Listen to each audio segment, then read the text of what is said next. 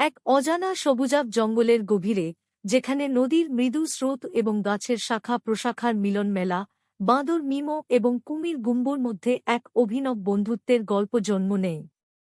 গল্পটি শুরু হয় এক ঝলমলে সকালে, যখন মিমো অন্যান্য বাঁদরদের সাথে গাছ থেকে গাছে লাফাচ্ছিল এবং অসাবধানতাবশত সে নদীতে পড়ে যায়।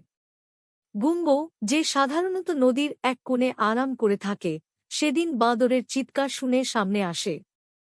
সে দেখে মিমো পানিতে ছট করছে।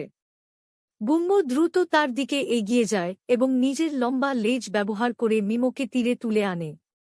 মিমোর জীবন বাঁচানোর পর থেকে তাদের মধ্যে এক অদ্ভুত বন্ধুত্বের সূচনা হয়। প্রতিদিন মিমো তার নতুন বন্ধু গুম্বোর জন্য জঙ্গলের সুস্বাদু ফল সংগ্রহ করে।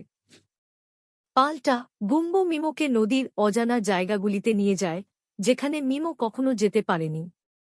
তারা একসাথে গোধূলির আলোয় নদীর ধারে বসে থাকে, গল্প করে এবং আকাশের তারাদের দেখে। তাদের বন্ধুত্ব শিখিয়েছে যে সত্যিকারের বন্ধু হতে গেলে শারীরিক আকৃতি বা প্রজাতির পার্থক্য কোনো বাধা নয়। মিমো এবং গুম্বোর গল্প জঙ্গলের অন্য প্রাণীদের মাঝে এক উদাহরণ হয়ে ওঠে, যে বন্ধুত্বের বাঁধন সবচেয়ে বড় শক্তি।